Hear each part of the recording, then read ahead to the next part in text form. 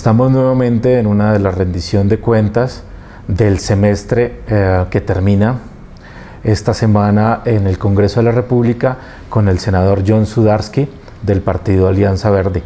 Vamos a hacer un resumen general de lo que aconteció tanto en Comisión Primera de Senado como en plenaria del Senado, como la idea fundamental del senador de este semestre de lanzarse a la precandidatura a la presidencia por el partido Alianza Verde. Senador, háblenos un poco de cómo fue la aprobación en segundo debate del proyecto de conductores ebrios en plenario. En realidad fue un proceso de acuerdo entre Cámara y Senado, en buena medida precipitado por un cuadro que armé que nos permitía a todos saber de qué hablamos en cada caso. Ese acuerdo se logró la noche del jueves pasado y el día viernes pasó a plenaria y se aprobó rápidamente para satisfacción de todos los colombianos. El día del lunes pasado también se aprobó en Cámara, así que podemos decir que hoy en Colombia tenemos una ley sobre conductores ebrios. Es muy importante porque lo que hace, primero que todo, el tema de la parte de un conductor ebrio que produce una muerte. Esa persona se va para la cárcel. No va a volver a suceder esto porque simple y llanamente se va para la cárcel y seguramente se va a quedar en la cárcel un buen tiempo hasta que se produzca el juicio. Y luego están toda una serie de contingencias en términos de la gente que es atrapada 1, 2 y 3 veces en reincidencia y según la gradación, si es de por grado 0, por grado 1, por grado 2 o por grado 3. Hemos trabajado básicamente a través de un mecanismo donde hay multas. Si usted lo atrapa la primera vez en grado 0, ya de entrada le entra una multa de 1.700.000 pesos, suspensión de la licencia. En el primer caso también es 1 año y en el tema de retención del carro también el número de días que se retiene el carro. Entonces la combinación y además cursos pedagógicos para que la gente entienda de qué se trata cuando está tomando el riesgo de conducir ebrios. Esto se va graduando, por supuesto, de acuerdo con la reincidencia y el grado de alicoramiento. Se es muy digamos, fuerte cuando usted lo atrapan ya en estado 1, que usted está bastante impedido, y obviamente cuando está en estado 3, que es básicamente estar borrado, y donde usted finalmente no mata a alguien es por puro accidente, por pura suerte, porque realmente está en condiciones donde usted se vuelve un asesino en potencia. Entonces, estos elementos van a estar graduados al final. Si usted lo toma, por ejemplo, reincidente en el caso tercero, de grado 3, tercera vez, usted se va para la cárcel, se le suspende por 25 años la licencia, se le cancela y se le da una multa hasta de 28 millones de pesos. Y su carro se lo paralizan durante 20 días. Así que lo que tienen que hacer los colombianos no es ver cuánto pueden tomar para poder manejar, sino saber que bajo ninguna circunstancia pueden mezclar la gasolina y el alcohol. Esto tiene que ser claro y certero y los colombianos deben saber que de aquí en adelante, ¿ustedes saben cuántos muertos al año por conducir ebrios? Hay 5.300 muertos, familias que quedan afectadas, como las que hemos visto recientemente. Eso no es aceptable, nadie lo va a poder decir. En Colombia se va a volver un tabú. Si usted se va a tomar una cerveza, mejor váyase en taxi. Si usted se va a tomar una cerveza, mejor consígase un amigo que maneje. Si no, busque otra manera, porque mezclar las dos cosas es un tabú. En Colombia debe quedar prohibido hacerlo. Una segunda iniciativa que fue aprobada en Comisión Primera, su proyecto bandera, proyecto de el SEM, Sistema Electoral Mixto. Sí, como nunca avanzamos en ese proyecto, la Comisión Primera, que es donde en realidad se había debatido más el proyecto porque lo conocían muy bien cada uno de los miembros de la comisión, aprobó el proyecto y lo llevamos a plenaria. Para mí es un logro extraordinario y además que lo hubiéramos podido discutir en plenaria, así no haya sido aprobado, porque además los tiempos se nos fueron corriendo. Es muy difícil, digamos, lograr esa aprobación, pero logramos llegar a donde nunca antes habíamos llegado. Y es sobre todo muy importante en términos de la socialización que ha tenido el proyecto, sobre todo para el tema de la etapa posconflicto. El gobierno ha anunciado que va a hacer una reforma política de buen calado, pero si no incorpora los elementos de la rendición de cuentas y la identificación de los parlamentarios por sus electores, pues va a ser una reforma muy superficial y que no va al fondo de los problemas que tenemos políticos en Colombia. Tercer proyecto que se fue votado a favor en comisión primera, proyecto de violencia sexual. Ese es un proyecto absolutamente fundamental que viene de Cámara, donde la doctora Ángela María Robledo e Iván Cepeda tramitaron el proyecto. Este proyecto se refiere al tema de justicia para las mujeres en el medio del conflicto. Es un proyecto que lo que hace es crear todo un sistema de acompañamiento al tema del abuso de las mujeres. Las mujeres en la guerra se vuelven como parte del botín, como quien se queda con los muebles o como se queda con las cosas y tienen derecho los ganadores a violar y abusar de las mujeres. Entonces lo que se está creando es un sistema supremamente ordenado por el cual estos crímenes se consideran crímenes de lesa humanidad, estos crímenes no tienen prescripción, pero además se crea un sistema de sensibilizar a toda la administración de justicia, la fiscalía y tal, para que sea sensible a el procedimiento de recoger pruebas de estos actos de abuso contra la mujer. Y de nuevo, para crear el mismo tabú. En Colombia no se puede utilizar como botín de guerra ni por los paramilitares, ni por las guerrillas, ni por el ejército, ni ningún otro actor aprovecharse de las mujeres para, por medio de la fuerza y la coacción, abusar de ellas. Colombia no puede permitir esto, y esta ley, que una vez que sea aprobada por plenaria y en la próxima legislatura, entrará un sistema donde además no solo se va a tener el cuidado de no, victimizar a la víctima, a la mujer en este caso, en el proceso de reconstruir temas como violación y abusos de otra índole sexuales, sino que además va a haber todo un proceso de rehabilitación y de sensibilización y de acompañamiento de las mujeres víctimas para que en este caso puedan y presenten las denuncias que corresponden.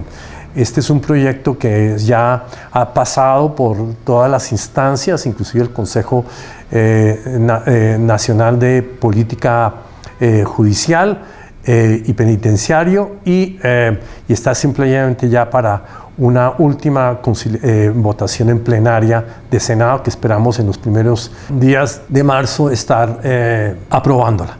También en comisión primera se tocó un proyecto que fue muy importante para usted, que fue el de extinción de dominio, Código de Extinción de Dominio. El Código de Extinción de Dominio fue básicamente para centralizar y crear nuevos instrumentos para poder hacer efectivo toda la política pública de extinción de dominio. O sea, que los bienes que se le quiten a los narcotraficantes, sean ellos de cualquier color, o los paramilitares, o inclusive eventualmente a guerrillas que estén involucrados en este tema, pasen realmente a fortalecer las arcas de la nación. Esas son fortunas muy grandes que están ahí congeladas simplemente por estar mal adecuado el sistema. Ahora quedó muy en manos de la Fiscalía, con la potestad de trabajar muy sistemáticamente y creando además unos incentivos para que los posibles cómplices o aquellos que son testaferros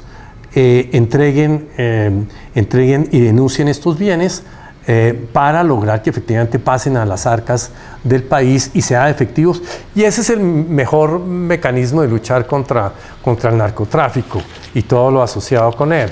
Y es que básicamente la gente pierda su patrimonio porque pasa en extinción de dominio a las arcas del país, y a menudo para proyectos de inversión que vayan, por ejemplo, a beneficiar a las víctimas, para mejorar la justicia, en fin. Yo creo que ese es uno de los grandes logros de la pasada legislatura, y esperamos que comience a producir resultados muy pronto. Parlamento andino. Se habló mucho de cómo se iba a quitar esta elección de Parlamento andino. ¿Qué fue lo que sucedió? El Parlamento andino es una entidad que la gente no dimensiona en términos de su importancia, pero el principal problema era la forma de elección. Obviamente era un avance democrático, sin embargo, que fuera de elección directa, y sobre todo para las minorías que habían logrado llevar al Parlamento andino varios parlamentarios, por ejemplo, de la doctora Gloria Flores, que estaba y que inclusive volvió a ser inscrita en ese sentido. Pero el proyecto, como estaba, no iba a tener ningún efecto, porque si alguien inscribía un candidato, pues había que hacerse esas elecciones en marzo de este año. Por eso, finalmente, yo introduje varias, porque una gran preocupación era que si se elegía del interior del Congreso, no fueran ni las minorías ni la oposición.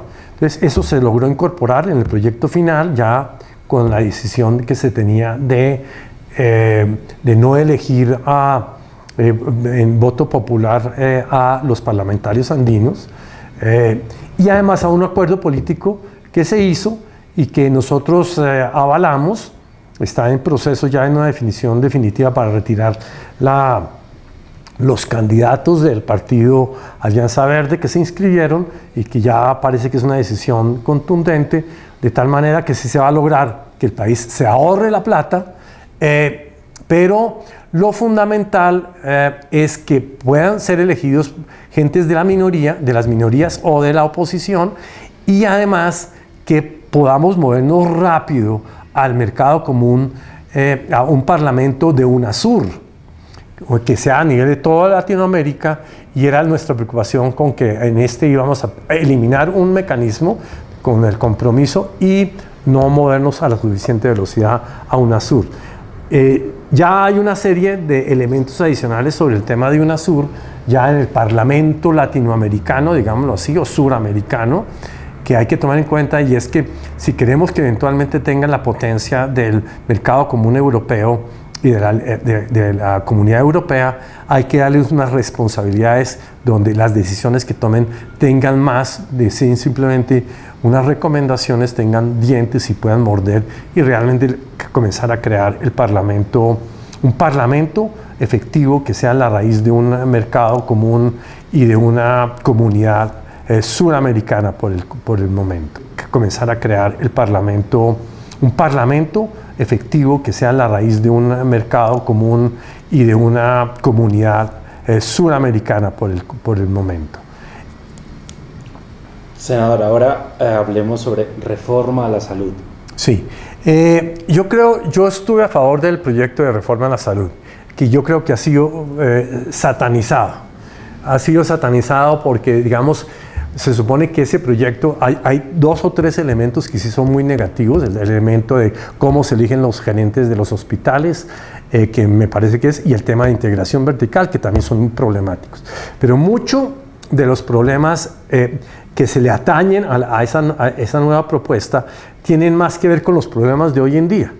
Y yo creo que la ley que se aprobó en Senado, y que corresponde a la estatutaria, donde yo intervine para intentar hacer unos cambios que no logré, pero que de todos modos ya quedó, y que determina con esta ley el resto, es que el esquema de salud mía, en las nuevas GPS, que son las EPS transformadas, y en las IPS, queda un esquema de transición a lo que el país necesita, que consiste básicamente, toda la plata la maneja Salud Mía. Es una entidad estatal que obviamente habrá que darle la capacidad tecnológica, porque es en el fondo lo que tiene que ver y maneja la plata. Luego están las GPS, que son las promotoras, van a ser mucho menos, van a ser mucho más compactas, van a ser mucho más vigiladas, porque la superintendencia de salud va a ser mucho más fuerte. Y finalmente las IPS, que son las prestadoras del servicio mismo, que con la integración vertical pues se van a especializar cada uno en su papel. Y entonces la IPS produce el servicio, la GPS lo administra, lo aprueba, y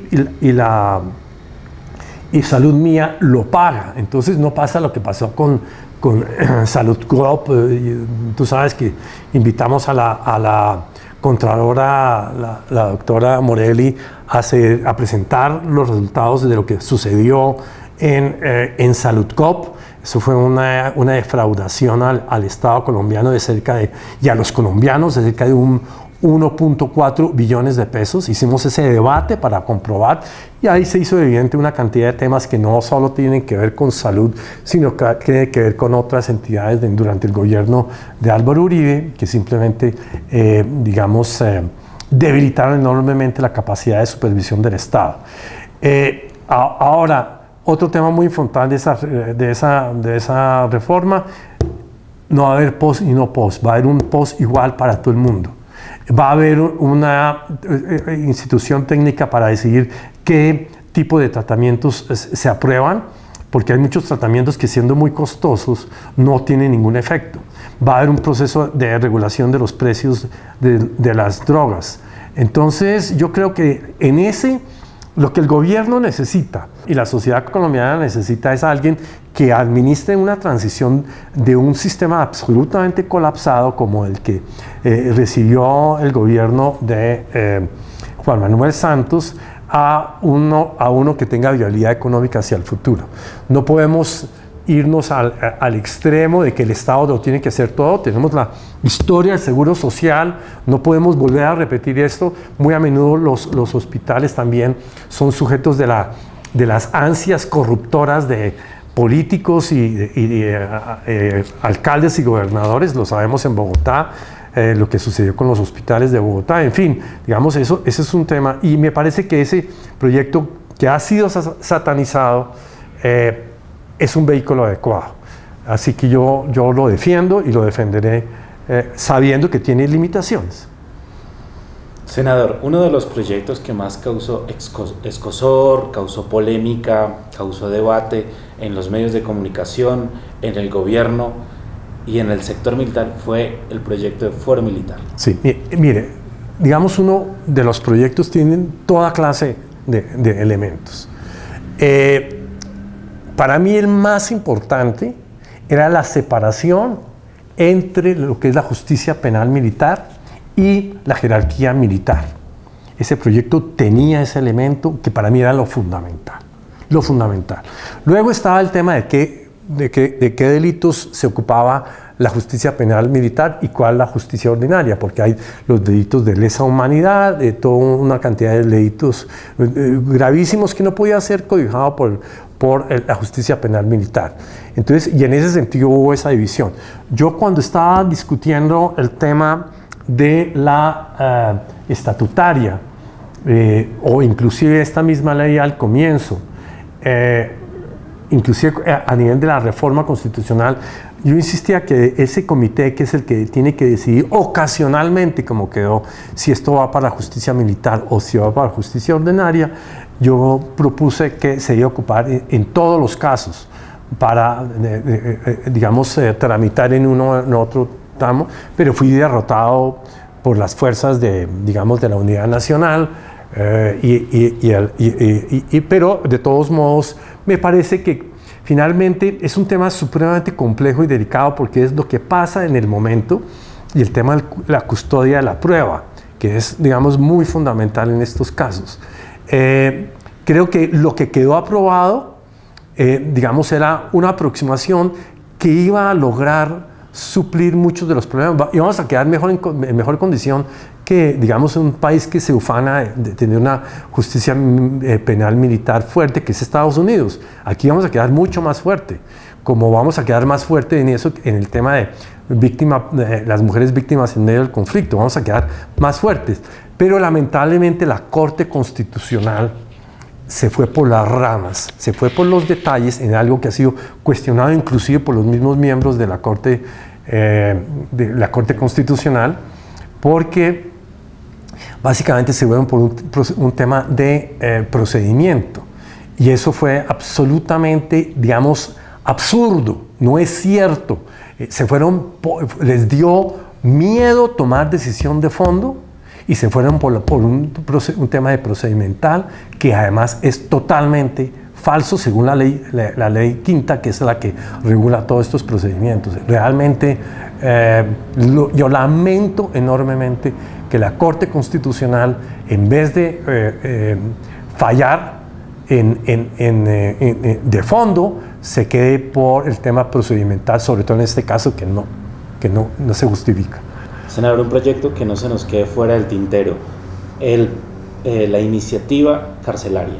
La comisión primera son muy a menudo todos juristas y especialistas en este tema, pero en todos estos casos para mí lo que es central que puede hacer alguien que no es especialista es como ir al meollo del asunto. El tema congestión carcelaria, había el ministro de Justicia, que es una persona tremendamente lúcida y clara en sus apreciaciones, y lo mismo el fiscal, quedaron y el vicefiscal Perdomo, en que el principal problema era mantener la presunción de inocencia, porque muy a menudo las cárceles están en un proceso de hacinamiento porque no se está respetando la presunción de inocencia. Entonces la gente la mandan a la cárcel aún cuando tiene que tener presunción de inocencia. Ese fue un primer elemento. Y el otro elemento era en qué casos podría la gente tener casa por cárcel. Porque lo que se ha hecho en la última década es enfatizar el tema de agravar las penas y poner más penas, y entonces terminó todo el mundo metido en la cárcel. Un tema como, por ejemplo, las cárceles están hacinadas de personas que por el tema de la dosis mínima terminaron en la cárcel. Entonces, obviamente son gente sin peligrosidad y hacinan las cárceles. Entonces, ese par de puntos que acabé de mencionar son los que permiten que realmente que la casa por cárcel, lo que pasa es que se hacen hasta penas de 7 años para personas que no son peligrosas para la sociedad y que pueden cumplir las penas perfectamente en su casa rodeado de la familia, obviamente no en casos donde la familia es parte del delito, un violador, por ejemplo. Entonces hay una serie de delitos que fueron excluidos en ese procedimiento. Yo creo que con esto va a ser mucho lo que se va a poder hacer. Me parece que la alternativa que era simplemente, esto le da orden al proceso de hacinamiento y de disminuirlo, porque había otras medidas como un perdón que se da regularmente, como por Navidad, que lo que hace es crear más desorden en la política pública, y me parece que parte de todo esto, lo que está sucediendo es que tenemos muy buenos fiscales, ministros de justicia, tenemos muy buena contralora, no puedo decir lo mismo del procurador, y yo creo que se está poniendo orden. Tuve el gusto de asistir a un foro sobre reforma a la justicia que se hizo en la semana pasada en el Congreso, y comenzamos a formular los temas de la reforma a la justicia. Yo había ido directamente con Hernán Andrade a hablar con la ministra de Justicia para decirle que era necesario hacer una reforma, así fuera una mini reforma inicialmente para el tema administrativo, que digamos el Consejo de la Judicatura tenía un pésimo récord de ejecución, tanto que vamos a tener que postergar la entrada en vigencia de la justicia oral por esas dificultades, pero bueno, en fin. A principio de semestre hicimos una audiencia sobre participación ciudadana. Sí. Cuéntenos un poquito sobre esa iniciativa que usted encabeza. No, estamos trabajando en un tema que además tocó el Acuerdo de La Habana, que es todo el tema de cómo reformar los sistemas de planeación participativa. Ese es un tema absolutamente central y nosotros hemos avanzado en un proyecto de ley. Y hemos intentado movilizar al gobierno varias veces, pero yo creo que ellos lo tienen congelado, básicamente porque es parte del Acuerdo de La Habana y no quieren, digamos, lo así, quemar ese cartucho, sino en ese contexto. Pero es absolutamente fundamental y es parte de los acuerdos que uno mira, cómo todas las ideas que nosotros hemos venido trabajando, de alguna manera se comienzan a armar como un rompecabezas ya en el contexto del acuerdo con La Habana, en los acuerdos con la FARC, el de participación política en particular. Hay un tema que ahora está muy candente y yo quería mencionar, que fue, digamos, la elección del procurador. A mí, como ustedes pueden saber claramente, el procurador, pues sus actitudes frente a temas libertarios de hoy en día, el matrimonio gay, el aborto y tal, pues es una persona que además considero que se ha extralimitado en sus facultades, ha actuado políticamente. Él decide si son sus amigos, los exonera, si son sus enemigos, les cae encima. Eso no hay una equidad de actuación homogénea, sino que él toma una posición política. Y debo decir con toda claridad que yo durante la elección del procurador actué con todo el vigor y todos los esfuerzos, primero para lograr aceptar los impedimentos de una cantidad de senadores que estaban impedidos y se votaron la eliminación de esos impedimentos. Es parte del poder del procurador, de que realmente tiene unos tentáculos por los rabos de paja que puedan tener los senadores en el Congreso o por otras razones, por la capacidad de ejercer su discrecionalidad para unas causas y las otras. Yo busqué de todas maneras que sacaron todas estas personas que están efectivamente inhabilitadas, que salieran y que no pudieran votar. Y lo otro, tratar de impulsar la candidatura de María Mercedes López, tener una buena alternativa, la magistrada que ha mostrado su talante en investigaciones dentro de la Fiscalía misma, pero lamentablemente le fueron cerrando el camino de tal manera que aún habiendo ella ya se retirado de candidata, pues nos daba, por lo menos yo tuve el gusto de poder haber votado por ella y no haber votado por el procurador. Me parece que el procurador no le está haciendo bien a la democracia colombiana. El caso de Petro es un caso específico, yo tengo mi punto de vista, pero no quiero expandirme demasiado sobre ese tema, pero digamos en el caso de Alonso Salazar y por otro lado el exgobernador de Ramos, que sí fue encontrado, lo exoneró en 5 minutos, y varios otros senadores conservadores que eso sí, que tenían relación con la parapolítica, él los exoneró rápidamente. Para la gente que pregunta en Twitter, su opinión acerca del proceso de paz, ¿qué va a pasar el próximo año? Yo creo que como nunca Colombia está a puertas de un acuerdo con la FARC. Eso, y digamos, y se ve que han avanzado mucho, por ejemplo, en el tema de tierras, el tema de, digamos, el acuerdo político, que como decía, hay varios puntos que yo respaldo, pero el tema central es, una cosa es firmar el acuerdo y el otro hacer la paz.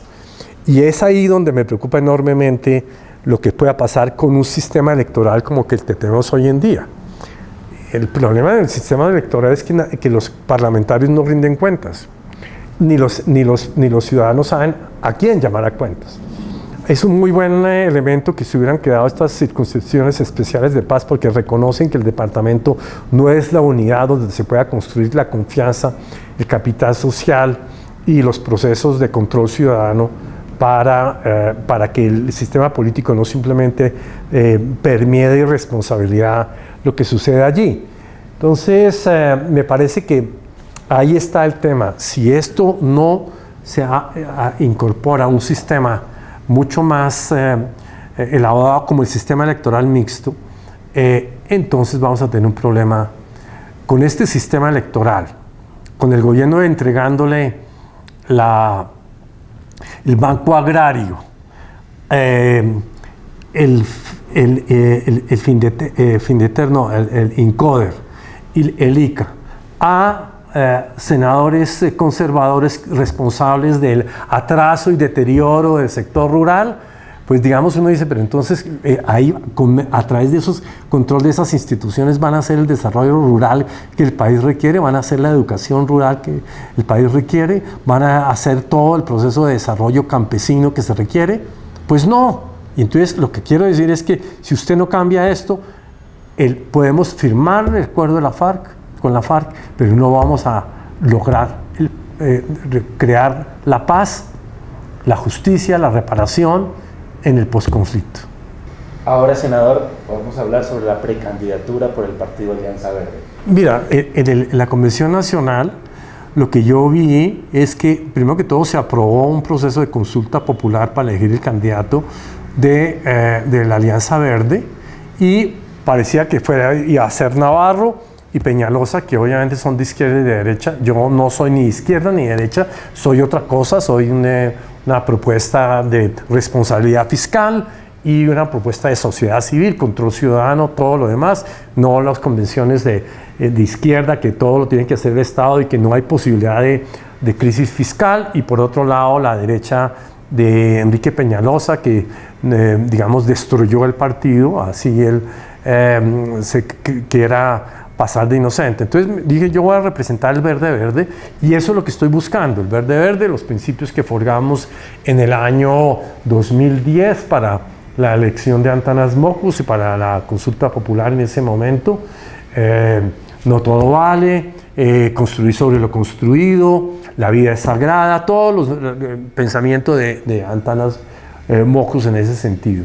Y eso es lo que estoy haciendo, y aprovechando para explicarle a los colombianos, digamos, qué es lo que hay que cambiar para que el posconflicto tenga éxito, que es lo que estaba hablando, para que los colombianos, sobre todo ahora que viene una discusión sobre la reforma política, no nos metan gato por liebre, porque si usted no resuelve el problema de que las colectividades de ciudadanos de un territorio sepan quién es su representante y lo puedan llamar a cuentas, pues entonces no hemos hecho nada. Es ese tema central. Yo creo que la FARC ha incorporado el mensaje, lo hemos mandado a través de las Naciones Unidas, hemos buscado que el gobierno nos mandara a poder hablar a nombre del Partido Verde en ese sentido, pero finalmente el gobierno decidió no hacerlo. Pero yo estaré en pleno debate recorriendo el país, como hemos recorrido a Medellín, Cali, Barranquilla, Bucaramanga, Villavicencio, y que vamos a comenzar el 11, el 12 de enero a recorrer el país. Estaremos de aquí al 27 recorriendo Bogotá, mostrando las ideas, expresándome, posicionándome. En mi campaña ha venido... en la primera medición que hicimos hace un mes y medio ya, yo tenía un reconocimiento de solo el 11%, ya vamos en un 23% en un solo mes, y espero para la fecha de febrero ya tener un reconocimiento nacional importante para poder ser yo el candidato de la Alianza Verde a la presidencia, y poder de esta manera llevar a cabo una reforma política de fondo real, y poder gobernar el país con una separación entre el legislativo y el ejecutivo, y no con la mezcla hoy del modelo de gobernabilidad que hace que digamos, con la mermelada del gobierno en manos de los parlamentarios de la Unidad Nacional, pues repartan una mermelada que de forma poco transparente. Senador, entre nuestros 27.000 seguidores en su cuenta de Twitter, John Sudarsky, enviaron 3 preguntas. La primera, ¿qué está haciendo para que los senadores, representantes, ministros y demás funcionarios públicos impongan a sus escoltas respeto, sobre todo en las calles? Bueno, yo creo, eso sería un proceso democrático. Para comenzar, yo no tengo escoltas que anden conmigo por la calle, cerrando calles y todo lo demás. Eso resulta muy ofensivo para la gente. Y además da una soberbia que la gente tiene. Pero digamos que yo estoy concentrado en ese tema. Yo creo que si tuviéramos todos, fuera alta la cultura ciudadana, comenzaría por ellos. Cultura ciudadana. La segunda pregunta va relacionada sobre eso. ¿Qué se está haciendo para que los andenes vuelvan a ser de peatones y no de las motos? Eso es una contravención fuerte. Si alguien anda en motos, esa es una contravención importante. Pero la verdad sea dicha es que quien se ha podido ocupar de todos esos temas es la nueva Agencia Nacional de Seguridad Vial. Es una nueva agencia que nosotros veníamos gestando desde que yo estaba en la Comisión Sexta y después en la Comisión Especial de Seguridad Vial. Ya fue aprobada el viernes pasado en plenaria, y ella va a crear una estructura que se va a encargar mucho más claramente sobre ese tema. Y el tema de que las motos transitan por los andenes, eso va a ser un tema de las cuales se va a ocupar mucho ese tema, como va a ser muchos otros. Va a poderse trabajar sistemáticamente en un proyecto que se vería que fue complementario sobre el de seguridad de conductores ebrios. La presidencia metió ahí una cantidad de temas que lo que hizo fue confundir el proyecto, pero estoy seguro que ellos se van a seguir ocupando para el tema de seguridad vial contundente, y dentro de estos había regulación sobre ese tema. Otra pregunta, senador. Dice, ¿qué cambios procedimentales en la aprobación de leyes se están promoviendo para que nunca un representante a la Cámara o un senador pueda votar sin haber leído el proyecto? Mira, eso tiene, digamos, hay que entender, digamos, los procedimientos. En el Congreso hay una división de trabajo. Entonces, cada una de las comisiones avanza, profundiza, debate, conoce muy bien. Y eso que llaman a pupitrazo limpio, muy a menudo es, digamos que son partes de los acuerdos nacionales, los acuerdos por partidos para aprobar proyectos. Es muy difícil que todos los senadores y todos los representantes se puedan ocupar en profundidad de cada uno de los temas. Eso es por la complejidad, es imposible. Y lo que hacen muy a menudo un senador es confiar en la posición de su bancada, confiar en la posición de sus ponentes, y confiar en la posición de sus representantes en las comisiones.